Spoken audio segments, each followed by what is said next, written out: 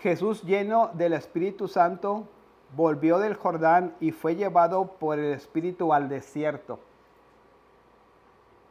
por 40 días y era tentado por el diablo.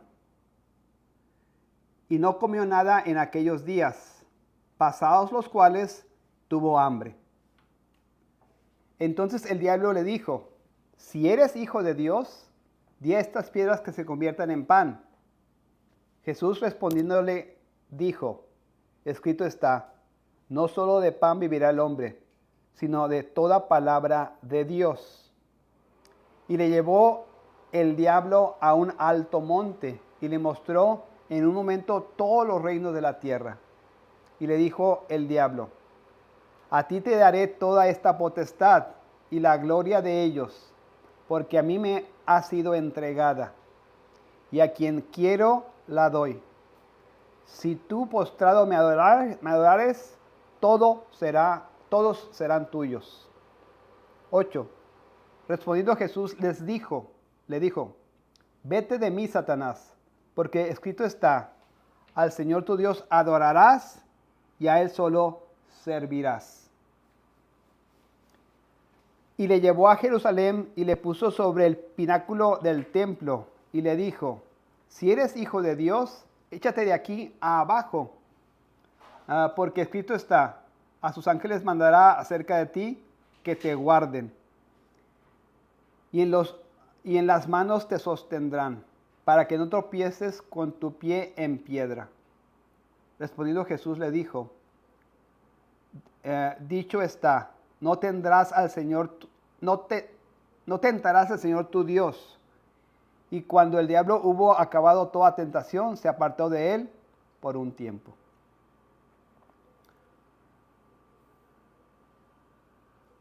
Vemos aquí esta narración de Lucas que nos está hablando de el evento que sucedió después del bautismo del Señor Jesucristo.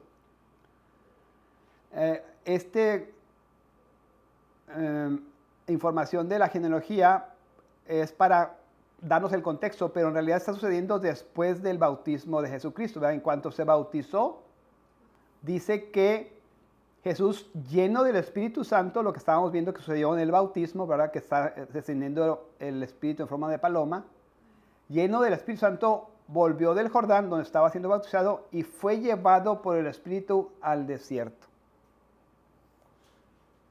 por 40 días y era tentado por el diablo. Quería reflexionar aquí en estas palabras un poquito antes de continuar. Lo primero que Lucas nos narra en cuanto al ministerio de Jesucristo no es ni una enseñanza, no es ni un milagro. Nos está narrando esta confrontación de Jesucristo con Satanás. La semana pasada decía que hay que hacernos preguntas. ¿Por qué será necesario que escuchemos o narremos, que escuchemos o estemos testigos de esta confrontación? ¿Cuál será el propósito de Lucas para mostrarnos esta confrontación entre Satanás y Jesucristo? No hubo testigos oculares. Está diciendo que fue llevado al desierto, estaba Jesucristo solo y ahí fue tentado. ¿Cuál será la intención de que nos den a conocer estos eventos en la vida de Jesucristo? ¿Alguna idea? Yo creo que viene como de la misma línea, no sé, o sea, pienso, ¿no? Como de, en pasajes pasados nos enseñaron que Cristo se bautizó y Cristo no necesitaba remisión de pecados, ¿no? Entonces fue como un precedente o un ejemplo de lo que debemos hacer, ¿no? Y esta como interacción con Satanás o con el pecado en sí, creo que nos demuestra de dónde agarrarnos para combatir el pecado, ¿no? Uh-huh. No sé cómo. Sí, es un ejemplo, ¿verdad?, de cómo podemos resistir a Satanás. Es un ejemplo de cómo podemos ser obedientes a Dios en medio de las tentaciones. Es un ejemplo de cómo podemos vencer las tentaciones a las que estamos enfrentándonos. Es un ejemplo, pues, de la humanidad sujeta a la voluntad de Dios, ¿verdad? Sí, Pudiera Mario. ser un ejemplo de cómo se presenta la tentación en la vida de todos nosotros, Sí, en lo privado, ¿no? O internamente. O sea, aquí no había un testigo o una tercera persona que testificara pues, de la tentación a la que Jesús estaba siendo expuesto, como nosotros. O sea, nuestro pecado empieza pues, en la mente, ¿no? En nuestros deseos, en nuestras cosas como pues, desviadas. sí, Y aquí es pues, un ejemplo de eso, ¿no? O sea, digo, no quiero sonar mal, ¿no? Pero el hecho de que se relate que Jesús fue tentado, una es para demostrar, pues, el poder que él tiene en el espíritu de resistirse a esa tentación, o sea, ni siquiera considerar hacerlo, a diferencia de nosotros, ¿no? Que nosotros libramos una guerra entre, pues, si peco o no peco. Y el hecho de que ni aún en lo privado Jesús pues fue ni siquiera cercano a la posibilidad de pecar, ¿no? correcto. ¿Qué? Acá Isabel quiere comentar algo. Alto nada más. Pues estando muy cercano el tiempo, ¿no? En el que lo iban a prender y lo iban a crucificar, era, me imagino, un tiempo de preparación. Sí. También, ¿no? Para él, espiritualmente, ¿no? De un tiempo de oración, Sí, es un tiempo de preparación para su ministerio. Sí. Es un tiempo en el que el Señor, el Dios Padre, lo sujeta y lo mete a prueba, ¿verdad? Algo que podemos entender, si a Jesucristo, nuestro Señor, nuestro Maestro, fue sujeto a prueba, ¿verdad? De parte de Dios, pues nosotros vamos a ser igual, sujetos a pruebas, ¿verdad? De parte de Dios. Lo que sucede aquí, esta guerra espiritual que está peleando Jesucristo, lo sucede a todos nosotros. Entonces, está aquí con el propósito de aprender cómo resistir a Satanás. Está aquí también para que entendamos que Cristo es un sacerdote que comprende cómo somos tentados en nuestra carne. Jesucristo estaba experimentando tentación en su carne, en su mente, ¿verdad? Sin pecado, esa es la diferencia con nosotros. Ahorita vamos a hablar un poquito de eso, pero puede identificarse con las batallas que tenemos. Puede identificarse como sumo sacerdote e interceder por nosotros en nuestras batallas, en nuestras guerras espirituales. Y podemos llegar nosotros confiadamente también con Él, porque sabemos que Él experimentó la tentación. Y podemos acercarnos y decir, Señor, tú sabes que esto es difícil, tú sabes que esto es complicado, tú sabes que se requiere de mucha fortaleza. Entonces, esa es la intención de todos estos pasajes, ¿no? Vamos a ver un poquito más a detalle. También pudiera ser algo que leo, ¿no? Ahorita aquí que estamos en el versículo, que yo a lo mejor lo estoy leyendo mal, pero habla de que Jesús fue tentado al final de esos 40 días, ¿no? O sea, porque dice, y después de haber ayunado 40 días y 40 noches tuvo hambre. Y vino a él el tentador, o sea, aún en el momento más, vamos a ponerle así, hablando de la humanidad de Jesús, débil en cuanto al ayuno por 40 días y 40 noches, o sea, en dependencia del Espíritu Santo y de la palabra de Dios, es como logra vencer esta tentación, ¿no? Porque pues, está ayunando por 40 días y 40 noches y aquí nos dice que lo primero que hizo Satanás fue, pues, decirle que pues él tiene el poder para convertir las piedras en pan para terminar ese ayuno. Sí, es una tentación. Jesús dice, no, o sea, sí, te he ayunado por 40 días y 40 noches, pero la voluntad de mi Padre es que dependa de él. Exacto, esa era la primera prueba. ¿No? Y de hecho, Ajá. creo que fue tentado muchas más veces que Lucas nos narra 3 de estas tentaciones, pero vean cómo dice aquí el texto. Jesús, lleno del Espíritu Santo, volvió del Jordán y fue llevado por el Espíritu al desierto por 40 días. Entonces, hubo un periodo, ¿verdad?, de 40 días. Y era tentado por el diablo, o sea, desde el principio, desde el primer día, segundo día, tercer día. Llevaba 40 días en este proceso de tentación. No sé si lo ven eso. Y era tentado por el diablo. Y no comió nada en aquellos días. 40 días sin alimento y 40 días sin beber. O sea, esto es algo extraordinario, ¿verdad?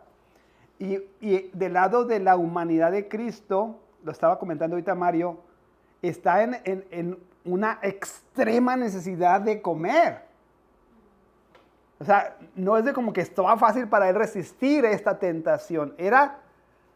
Estaba agotado, estaba experimentando dolor, sufrimiento, hambre, ¿verdad? Dice, y no comió nada en aquellos días, pasados los cuales, ahora sí nos va a dar una atención específica, Lucas, tuvo hambre. Este es un tipo de tentación a la que nos enfrentamos. Satanás es muy astuto y es muy sutil en nuestras tentaciones. Y aquí tener hambre, podríamos decir, pues eso, ¿qué? O sea, pues te tenía que alimentarse. Pero Satanás le está dando una alternativa en la que no dependa de Dios, sino que la haga y tome en su propia iniciativa o su propia voluntad y resuelve el problema. Vean lo que dice el versículo 3.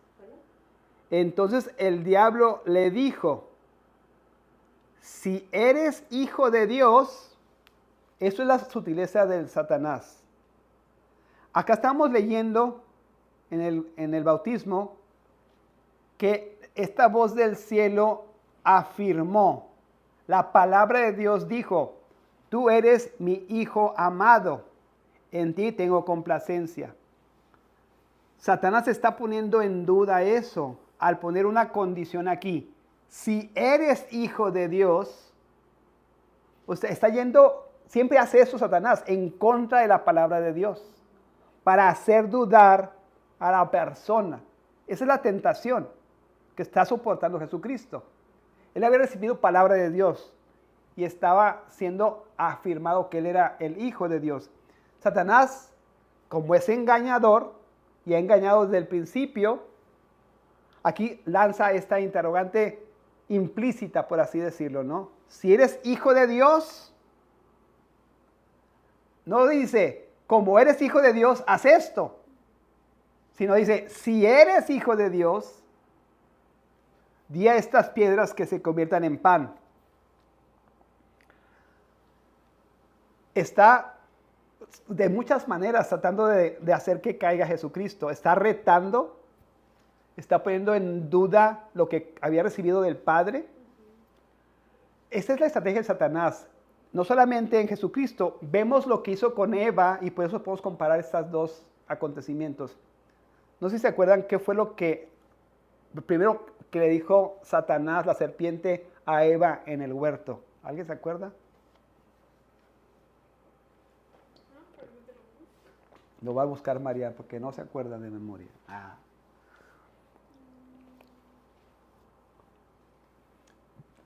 Enfatizó o puso en tela de duda lo que Dios se había dicho. Y le dijo, ¿qué dijo Mariana? Con que Dios les ha dicho. Con que Dios les ha dicho. No comerán de ningún árbol del huerto.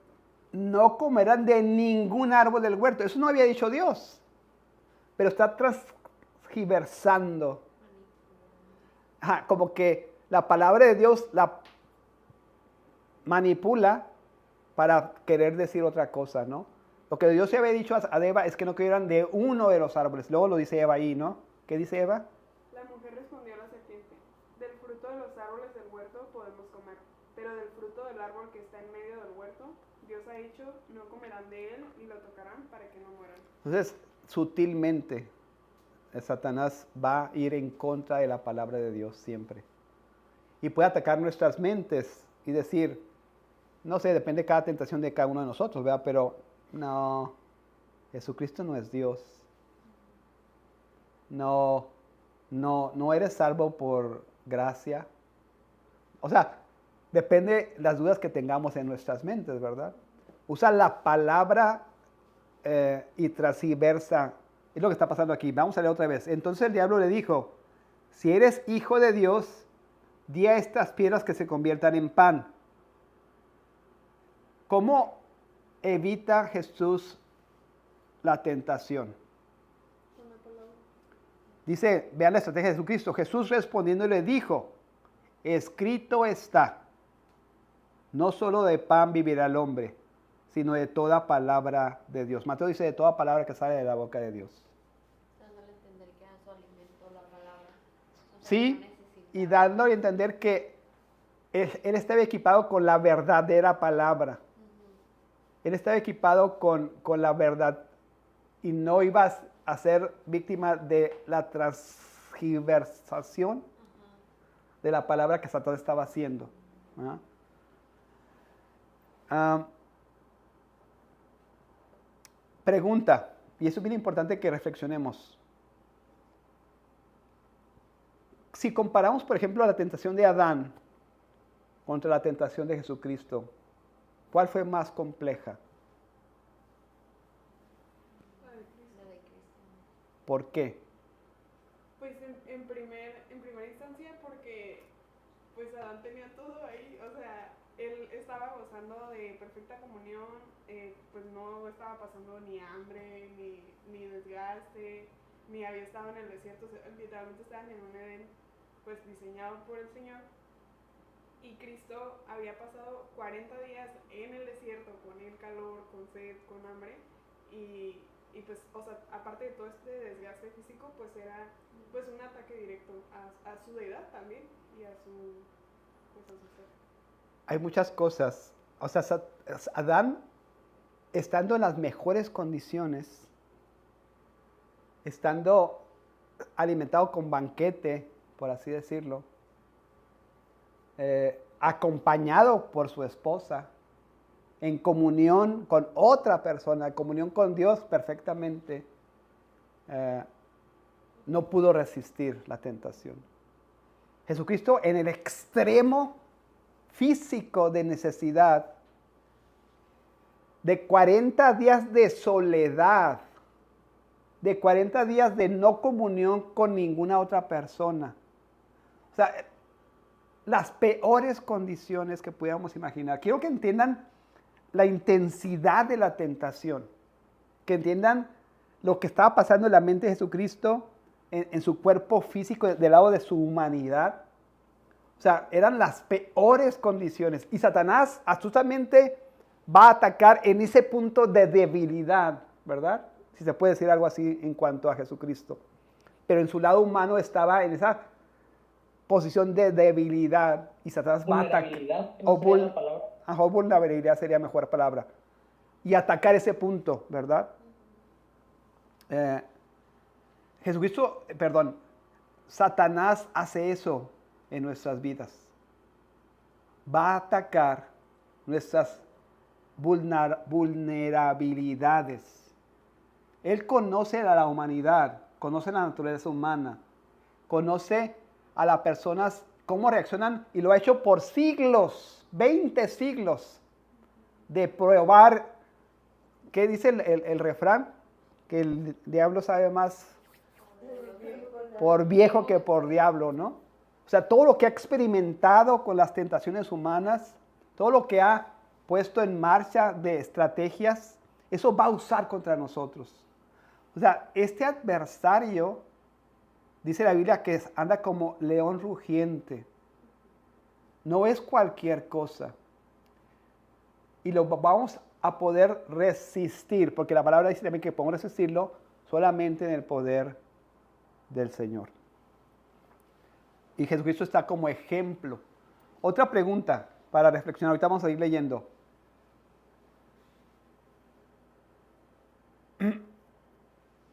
Jesucristo resistió toda su vida a la tentación. Nosotros creemos que nosotros resistir la tentación es bien complicado y decimos, ay, qué complicado resistir a la tentación. Y por eso peco. Pero nosotros resistimos por minutos. horas, a lo mejor días, no sé, depende de cada persona. Jesucristo resistió toda su vida.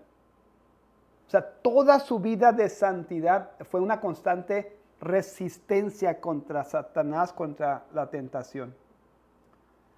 O sea, la vida de Jesucristo es un ejemplo de obediencia del lado humano, ¿verdad? De resistencia en el Señor, de resistencia y dependencia de Dios. Dicho eso, hay dos posturas aquí, no las vamos a discutir, pero voy a preguntarles algo y quiero que reflexionen, no nomás ahora, es una reflexión que tenemos que hacer para el resto de nuestras vidas. ¿Jesucristo podía pecar o no podía pecar? A ver los teólogos allá, Mario y Alonso. Teólogo Alonso. Bueno, con otro Mario ahí conectado. Yo digo que en su humanidad sí, pero en su divinidad no. ¿Qué tal eso para respuesta? Como todo buen teólogo. Diferencias. Sí, Jesucristo tenía un lado humano y él procesaba la tentación en su mente. Podía saber en su mente que eso era una tentación. En su cuerpo estaba sintiendo necesidades físicas. Él sabía, no en este punto, ¿verdad? Pero a lo largo de su vida, lo que era la excitación sexual, por ejemplo, y resistió eso. Él sabía los deseos naturales, ¿verdad?, de la humanidad y resistió eso. En su mente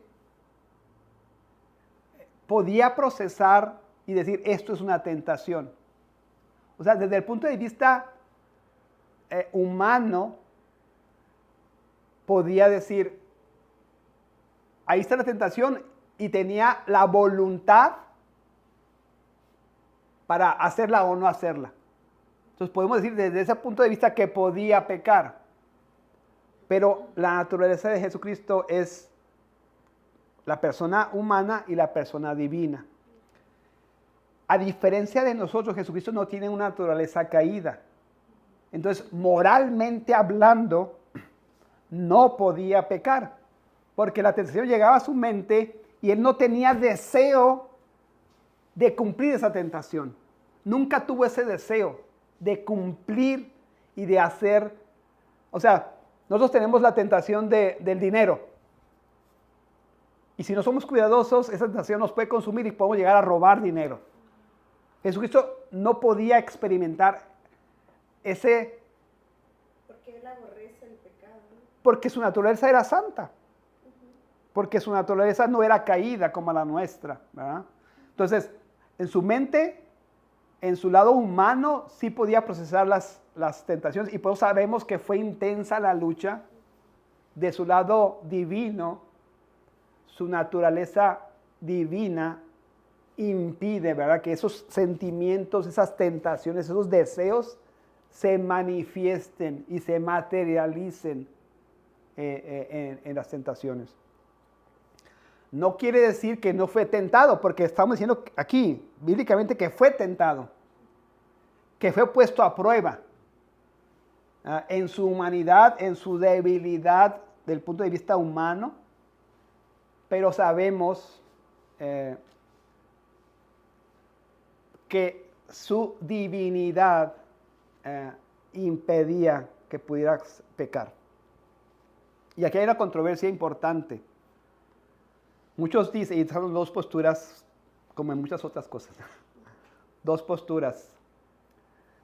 Si decimos que Cristo no podía pecar, entonces, ¿cómo puede ser nuestro sustituto? Entonces tenemos que tener mucho cuidado de cómo interpretamos esto. Porque tenemos que entender que Él en su humanidad tuvo que resistir sin la ayuda de la divinidad a estas tentaciones. No sé si me explico. Si no resiste del lado humano, entonces no puede ser su sustituto, porque es la divinidad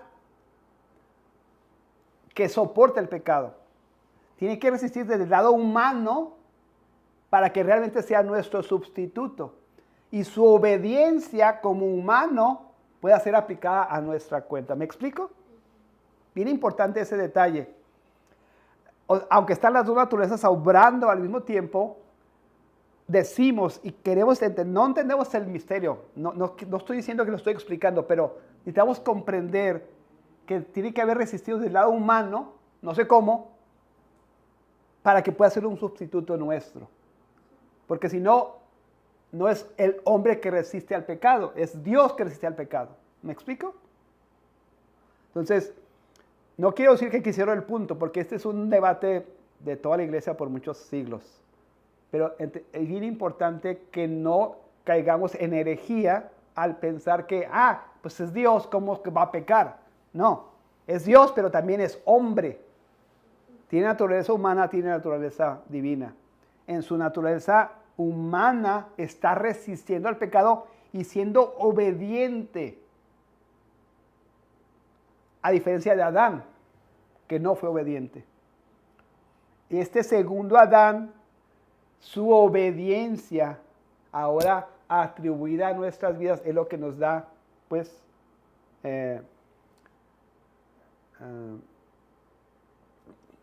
¿cómo se dice? Es la vida de Jesucristo y su muerte, por supuesto, ¿verdad? Pero su obediencia atribuida a nuestra cuenta que nos da el estándar que Dios quiere para nuestras vidas. ¿Sí? O sea, por ejemplo, Adán, Dios no creó a Adán con una naturaleza caída, ¿no? Dios creó a Adán, pues con la intención de que fuera, no, o sea, pues que fuera como Cristo, ¿no? O sea, que pudiera resistir al pecado. Y es cuando Adán decide pecar. Adán tenía ese libre. Cuando Adán decide pecar, que ya toda la humanidad es como maldecida, ¿no? Creo que se puede explicar así, ¿no? No, o sea, es que está ¿En qué complicado el sentido? debate. No te entendí la propuesta que estás haciendo. Que, o sea, por ejemplo, en la naturaleza, bueno, no, olvídalo. No, o sea... Creo que lo que María, no sé, lo que yo le entendí es, Ajá. porque hizo usted el comentario que Jesús, su naturaleza es la naturaleza antes de la caída del hombre, como fue la de Adán. O sea, con el momento en el que Dios crea a Adán, la naturaleza de Adán es previa a la caída, previa al pecado. Sí. Ambos tenían la libertad, hablando desde la parte humana de Jesús, la libertad o la decisión de si pecaban o no pecaban. Uh-huh. La diferencia que yo a lo mejor identifico de Jesús es que es tal la comunión en su lado divino que en su lado humano existe una dependencia perfecta al Padre.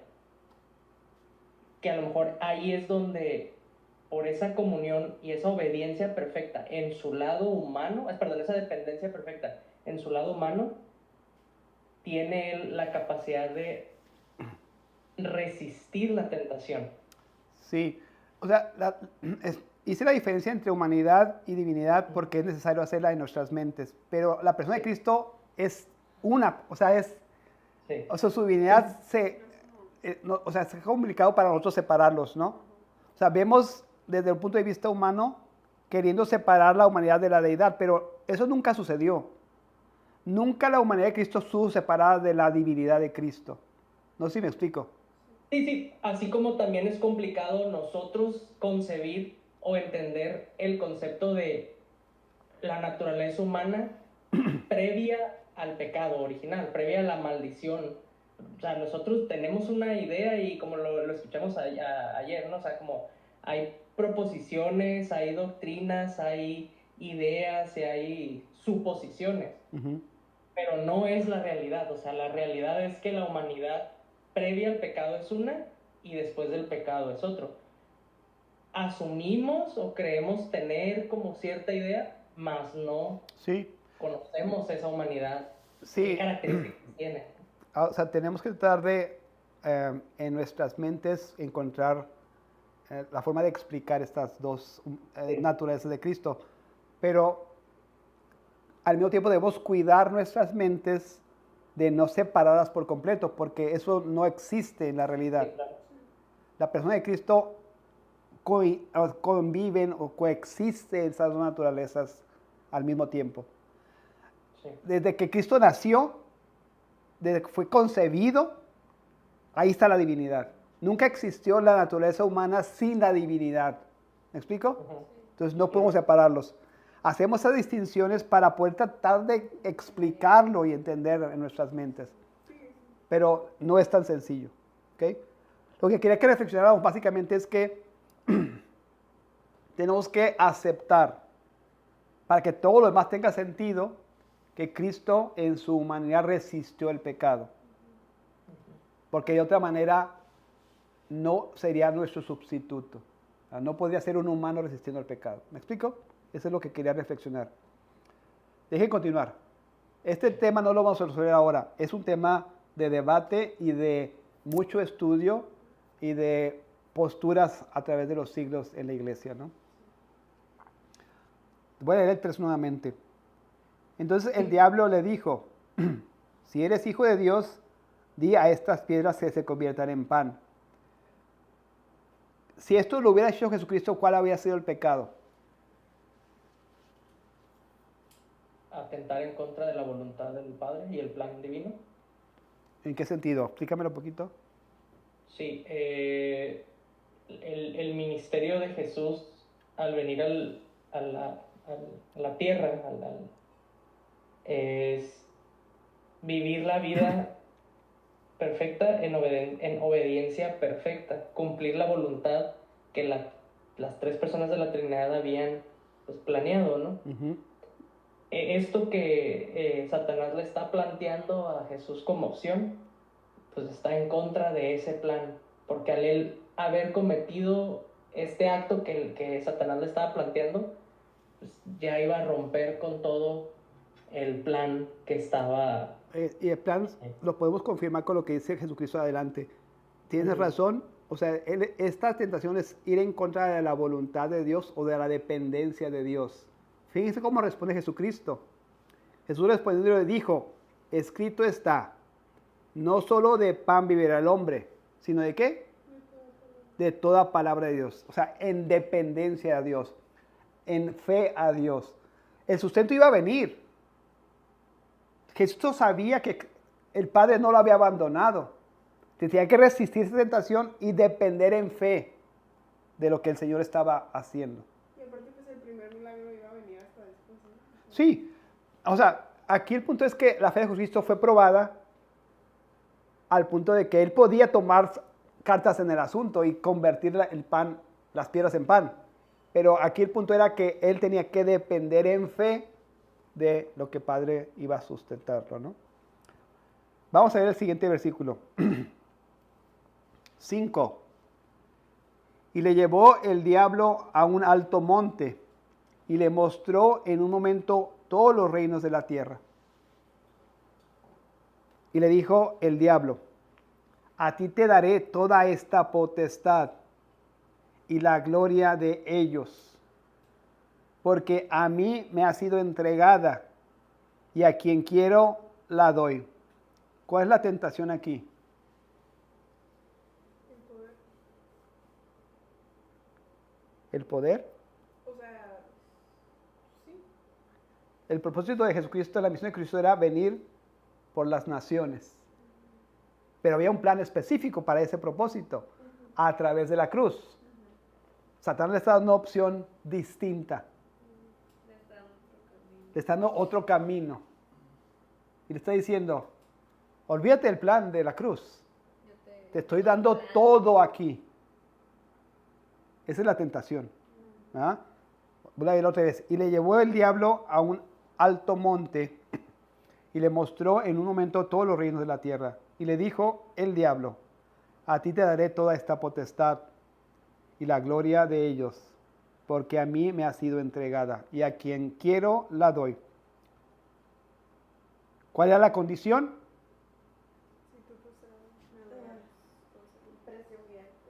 Si tú postrado me adorares, todos serán tuyos. Entonces, este era el camino que Satanás le estaba dando. Ahórrate la cruz, adórame a mí, y yo te entrego todos los reinos. La respuesta. 8. Respondiendo Jesús le dijo, vete de aquí, Satanás, porque escrito está. ¿Qué dice? Al Señor tu Dios adorarás y solo a Él servirás. Y a Él solo servirás. Al Señor tu Dios adorarás y a Él solo servirás. La opción que estaba planteando Satanás siempre ha querido tomar el lugar de Dios. Por eso fue expulsado del cielo, porque quería el lugar de Dios. Aquí te le está presentando otra vez. No adores a Dios, adórame a mí y te voy a entregar todo. Jesucristo responde, digo, aquí no lo vemos el tono, pero supongo que, ¿cómo crees? ¿Cómo crees? Solamente hay uno al que puedo adorar y ese es Dios. O sea, no lo vemos aquí, pero yo quiero pensar que Jesucristo, hasta escuchar esas palabras, era repugnante, ¿verdad? ¿Cómo crees? Solamente hay Dios y a ese Dios es el que voy a adorar. A esa voluntad divina es la que me voy a someter, no a ti. Eso sucede con nosotros también. Y a veces sutilmente.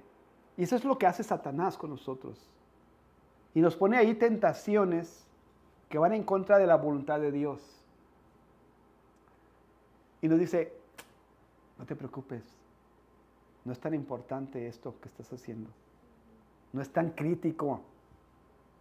O sea, si no vas a la iglesia este día, no pasa nada. Si no tienes prioridad de Dios, que no pasa nada. Te está dando opciones en tu mente y te hace pensar que no es importante. Esa es la tentación que tenemos que vencer. Porque solamente hay una voluntad a la que debemos someter nuestras vidas. Y no es a la voluntad de Satanás, es a la voluntad de Dios. No es al plan de Satanás, es al plan de Dios para nuestras vidas. Y cada vez que desviamos nuestra mente para obedecer el plan de Satanás, pues estamos afrentando a Dios, ¿verdad? Jesucristo dijo, ¿cómo crees? Es inconcebible en la mente de Jesucristo esta propuesta. Y para otros es, pues ¿por qué no?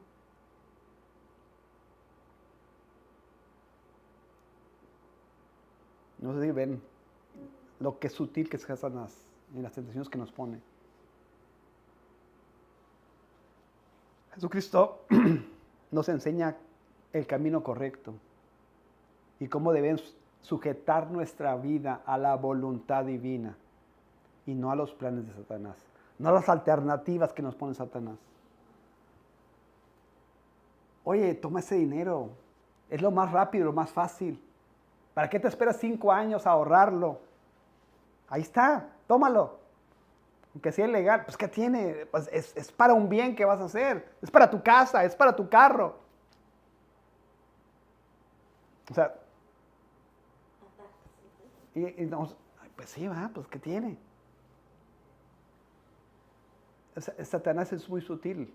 Y tenemos que entender cómo opera Satanás en nuestras mentes, en nuestros deseos, en nuestros propósitos, para desviarnos de lo que Dios quiere para nuestras vidas.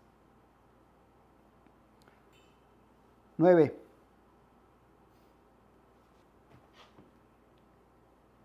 Y le llevó a Jerusalén y le puso sobre el pináculo del templo y le dijo, si eres hijo de Dios, échate de aquí abajo, échate de aquí bajo. Porque escrito está, a sus ángeles mandará acerca de ti y te guarda, para que te guarden. Y en las manos te sostendrán, para que no tropieces con tu pie en piedra. No hice la referencia, todas estas citas que está dando Satanás y con las que está respondiendo Jesucristo están en el Antiguo Testamento. Sería bueno que las estudiaran. Jesucristo les responde con Deuteronomios. Satanás está citando Salmos y algunas otras citas del Antiguo Testamento para transgiversar la palabra de Dios. Aquí le está dando Jesucristo también esta tentación de decir, pues yo soy Dios, claro que si me aviento, pues no va a pasar nada, porque pues soy hijo de Dios. Sucede eso con nosotros también.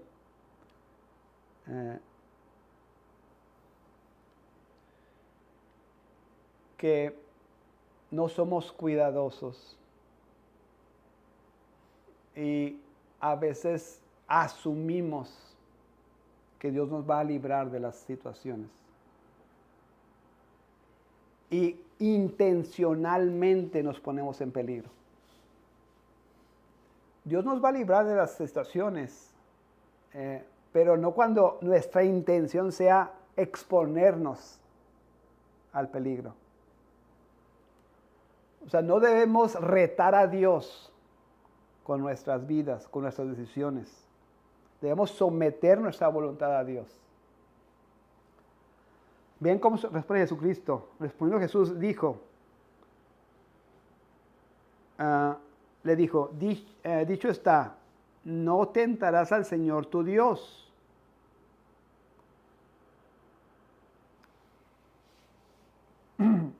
¿Qué significa esto de no tentarás al Señor tu Dios?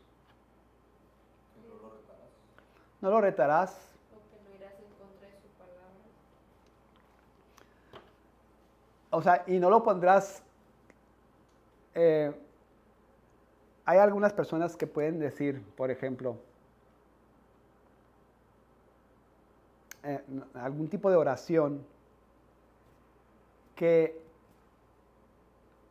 rete a Dios. No sé.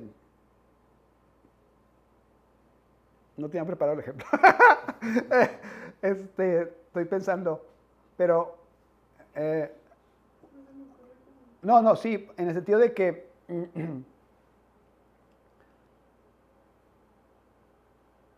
yo estoy a lo mejor orando y en vez de decir, Señor, que sea tu voluntad en mi vida, de mandar a Dios, no sé, que si estoy enfermo, pues sáname, Señor. Tú prometiste que vas a hacer, que va a haber sanidad en mi vida. Pero necesitamos tener cuidado de no exigir y no poner a Dios contra su propia promesa, ¿no? No retar a Dios en ese sentido, porque Dios puede tener un plan distinto para nosotros. Dios puede tener un plan diferente al que estamos en nuestras mentes. Entonces, tenemos que tener cuidado en no tentar a Dios en ese sentido. O querer como condicionar vamos a poner entre comillas, ¿no? Su voluntad, lo que muchas iglesias hacen, ¿no? Te rezo, concédeme esto y te rezo 10 Padres Nuestros y me voy de rodillas en toda la iglesia, ¿no?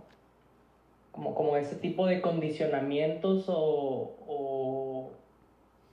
pues sí, condicionamientos, ¿no? O el, Señor, concédeme esto y te prometo que voy a no faltar un año a la iglesia los domingos. No sé, como ese tipo de cosas pudieran ser también.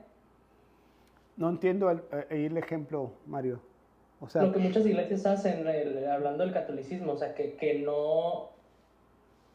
no se atienen tanto a la voluntad o al plan de Dios, o sea, nos guste o no nos guste el desenlace de la situación, una enfermedad. O sea, uno normalmente pide por sanidad y ahí me ha tocado, ¿no? Como muchas oraciones en las que, o situaciones en las que las personas dicen, no, pues es que yo le oré o le recé a Dios para que me concediera librarme de esta enfermedad y yo le prometí o yo a cambio de tal cosa. Se pudiera tomar así como ese tipo de intenciones, digo, no tienen efecto alguno, ¿no? Ujú. Pero están yendo en contra de la voluntad de Dios en ese sentido, ¿no? De yo hago tal para que tú me concedas tal. O si me concedes esto, yo hago esta cosa.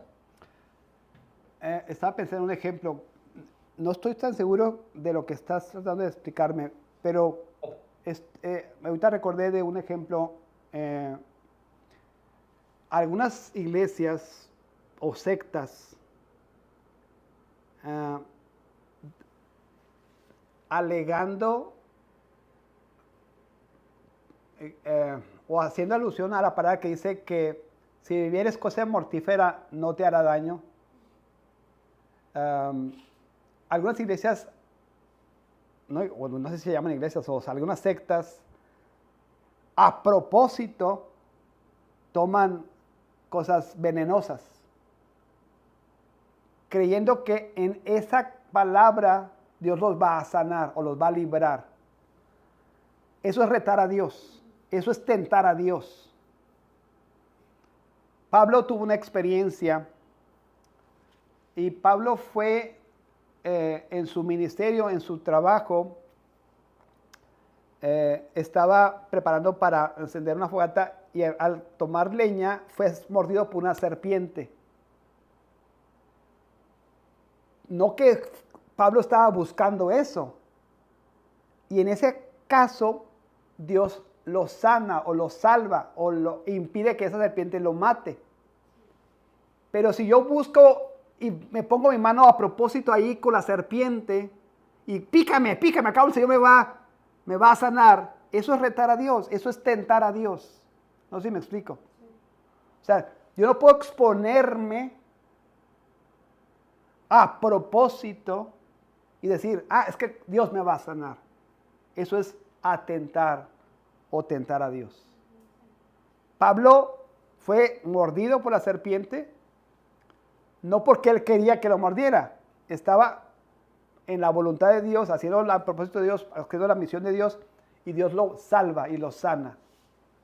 Pero si Pablo hubiera atentado en contra de su vida intencionalmente, eso sería, pues, tentar a Dios, ¿no? Creo que lo que dice Mario va más como por, no tanto de tentar a Dios, sino hacer cosas para ganarse el favor de Dios. Uh-huh. Que eso pues tampoco es bíblico, ¿no? O sea, a eso se refiere Mario. Porque va más, ajá, creo que va más por ahí, o sea. Sí, es una actitud errónea también. Sí. No podemos negociar con Dios. No podemos hacer trueques con Dios, ¿verdad? Nuestro propósito debe ser siempre someternos a la voluntad de Dios. Es ser guiados por la voluntad de Dios. Vamos a terminar porque se acabó el tiempo. Vamos a terminar con el versículo 13. Y cuando el diablo hubo acabado toda tentación, se apartó de él, ¿qué dice? Por un tiempo. Quiere decir que siguió haciendo esta batalla. Todo el ministerio de Jesucristo fue una batalla en contra de las acechanzas de Satanás. Yo tengo unas notas por acá, antes de cerrar. ¿Me ibas a leer, Mariana? Ya se me acabó la voz. Sí. El primer evento que el Espíritu Santo nos muestra después del bautismo glorioso de Jesús no es un milagro ni una enseñanza pública, sino una confrontación directa con el diablo. Del cielo abierto y la voz del Padre, tú eres mi Hijo amado, pasamos al desierto árido y a la voz del tentador, si eres Hijo de Dios. O sea, es como lo que hace Satanás, ¿verdad? Dios había establecido en su palabra esto y Satanás está retando la palabra de Dios. ¿Sigue? Este es un patrón del reino, del privilegio a la prueba, del gozo a la lucha, y no es un accidente, es providencia. Bien importante eso. Vean lo que dice el texto. ¿Quién lo llevó? ¿Quién lo llevó al desierto? El Espíritu. Jesús, lleno del Espíritu Santo, volvió al Jordán y fue llevado ¿por quién? Por el Espíritu al desierto. No fue accidente, es providencia de Dios. Es un plan de Dios en el caso de Jesucristo y también en nuestras vidas. No creamos en las casualidades, ¿verdad? En las coincidencias. Creamos en la providencia, en las diosidencias, decían algunos, ¿verdad? ¿Sigue? Y no es un accidente, es providencia. Es el camino del Hijo y será también el camino de todos los que están en él. Si el Hijo de Dios fue sometido a este proceso de prueba, no nos extrañe que nosotros también seamos sometidos a este proceso. ¿No? Luego también, algo que me hizo acordarme, creo que lo escuché en alguna predicación, y creo que este es un ejemplo, ¿no? De, o sea, ¿qué mayor confirmación o testimonio pudiera alguien recibir en cuanto a su vida en Cristo? En este caso, Jesús, de parte del Padre, o sea, verbalmente, audiblemente, esa confirmación y ese testimonio, e inmediatamente lo que sigue es, pues, de las pruebas más grandes, ¿no? Claro. O de las situaciones más complicadas. Claro. Que pudiéramos decir que Jesús atravesó, al menos hay evidencia, ¿no? Nos dejaba una evidencia de que atravesó por eso. O sea, lo escuché así, creo, o sea, que nosotros cuando más nos acercamos a Dios, pues es cuando también el enemigo pues va a tratar o va a hacer una batalla más directa y más fuerte hacia nosotros, ¿no? Y es ahí cuando, pues es también creo un momento en el que más tenemos que reconocer y depender de Dios para poder, pues, librar esa batalla, ¿no? Cuando Correcto. más Sí. podemos tener, no sé, alguna situación, algún testimonio, alguna vivencia que me llene de orgullo decir soy hijo de Dios, pero 5 minutos después hay una tentación enfrente, ¿no? Una situación que te ponga en esa pelea, en esa batalla. O sea, Jesús la vivió, nosotros pues, también lo vamos a vivir y reconocer que no es una batalla ganada de nuestra parte o en nuestras fuerzas, sino si es en nuestras fuerzas siempre la vamos a perder, ¿no? Tenemos que depender, como el ejemplo que está dando aquí Lucas, ¿no? De la vida de Jesús. Sí. Sí, es un patrón, como decía al principio. Cuando Satanás se da cuenta que nuestra vida está siendo entregada a Dios, que nuestros propósitos y deseos son agradar a Dios, es cuando más va a buscar destruir nuestras vidas, atacar nuestras mentes, atacar nuestros deseos. Es más complejo, es más demandante para una persona que está cerca de Dios esta batalla. Porque si somos relajados, Satanás dice, no, pues este está fácil. O sea, es más, a veces creemos que Satanás está detrás de cada una de nuestras tentaciones. Y no es cierto, ¿verdad? Satanás está enfocado en, vamos a decir, estratégicamente hablando sobre personas que tienen, pues, influencia sobre muchas otras personas, ¿verdad? Y deja que nuestra propia naturaleza nos haga pecar. ¿No? Pero sí, lo que dice Mario es correcto. Cada vez que nos acercamos a Dios, tenemos que estar preparados para esas acechanzas. Si no son de Satanás directamente, acechanzas demoníacas, ¿no? Que van en contra de nosotros. Sí. No debemos subestimar al adversario. La serpiente antigua que sedujo al primer Adán en el paraíso no teme enfrentarse al segundo Adán en el desierto. Sabía que había llegado el Redentor, había oído la voz del cielo, había visto al Espíritu descender como paloma, sabía que su reino estaba amenazado. Y entonces lucha, porque el príncipe de este mundo no cede terreno sin resistencia. Si venció al primer Adán en un jardín, ¿por qué no intentar vencer al segundo en un desierto? Eso es bien importante. Esta batalla, esta batalla es a muerte. Satanás sabe, y hay que entender esto. Para Satanás esto es a muerte. Voy a hacer todo lo posible para destruir tu vida.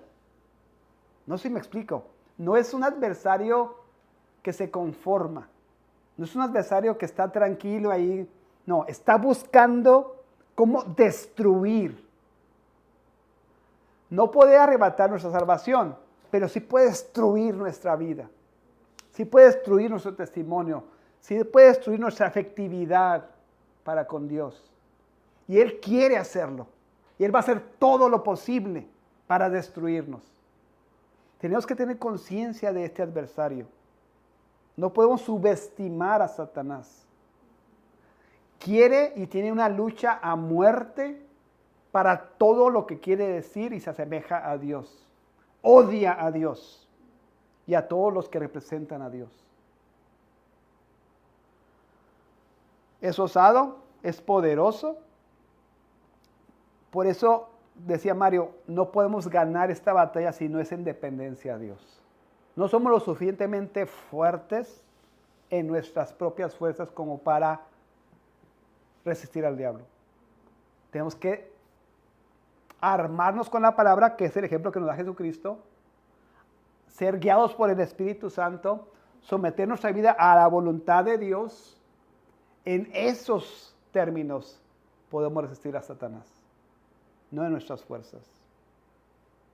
A veces nos creemos mucho, y eso es cierto. Satanás no me va a engañar. Es tan fácil caer en las tentaciones de Satanás. Es tan sutil, es tan inteligente. Y no ocupa, como hemos dicho, lo va a hacer que cometa adulterio. No ocupa que hagas el acto de adulterio en un segundo. Él va a tardar a lo mejor 5 años para llevarte hasta ese punto. Pero va a ganar terreno en tu mente, en tus pensamientos, en tus deseos, cada vez más. Y si lo dejamos, nos va a destruir. Tenemos que batallar. Tenemos que poner alto a esos deseos, a esos pensamientos. Si los dejamos, nos va a destruir. Satanás es así. Aquí, en este pedacito voy a agarrar. Aquí. Si pone un dedo ahí, ya perdiste la batalla. Porque se va a apoderar de todo. Tienes que resistir completamente, totalmente. Igual como Él, a muerte. Con todo lo que eres en Cristo Jesús.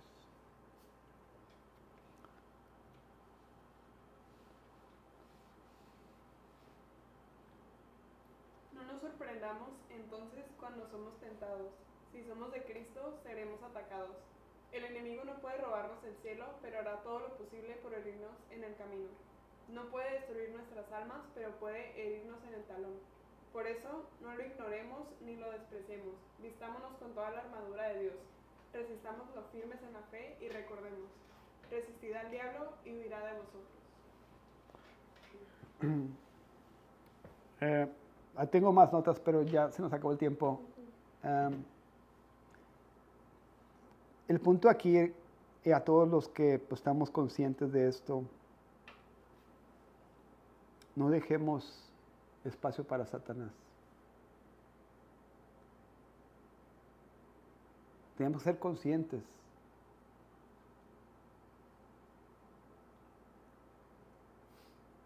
Y cada uno sabe en dónde está siendo atacado y si está haciendo batalla o no. Tengamos pues esta enseñanza y cambiemos nuestra vida en esa resistencia. La victoria ha sido ya la guerra final, el resultado final ya ha sido obtenido por Cristo y sabemos que somos más que vencedores en Cristo Jesús. Pero el día de hoy hasta que el Señor nos llame, tenemos un propósito en esta vida, un ministerio, un testimonio que dar. No dejemos que sea destruido por Satanás. No dejemos que Satanás se burle de nosotros. Nos haga presas. Resistamos. Hagamos guerra. Y batallemos contra Satanás. Vamos a orar. Señor, te damos gracias. Reconocemos, Señor, esta batalla. Reconocemos nuestras debilidades. Y rogamos, Señor, que seas con nosotros. Sabemos, Señor, que con cada tentación tú nos darás la salida. Lo declaras en tu palabra. No hay tentación que no podamos resistir. No hay tentación sobrehumana. Podemos resistir en Cristo Jesús. Ayúdanos pues y fortalece nuestras mentes, nuestro espíritu, nuestro caminar. Ayúdanos a ser obedientes, a no dejar que esta influencia satánica de esta naturaleza pecaminosa determine nuestras vidas, determine nuestros pensamientos, determine nuestro futuro. Queremos someter nuestro cuerpo, nuestra mente, nuestro futuro a tu propósito, a tu voluntad. Sea esto en nosotros, Señor. Seamos luz. Ayúdanos a resistir. Ayúdanos a ser instrumentos en tus manos, valiosos instrumentos, Señor, para llevar tu palabra, para dar testimonio de tu grandeza, para dar testimonio de tu verdad. Ayúdanos a resistir, confiando que has vencido, Señor, confiando que has pagado por todas nuestras deudas. Seamos valientes, pues, en este propósito, seamos entregados, entreguemos nuestra vida, Señor, a esta batalla, confiando en que tú has ganado, confiando en que tú nos fortaleces, confiando en que tú nos sostienes. Sea esto, pues, en nuestras vidas. En nombre de Cristo Jesús. Amén.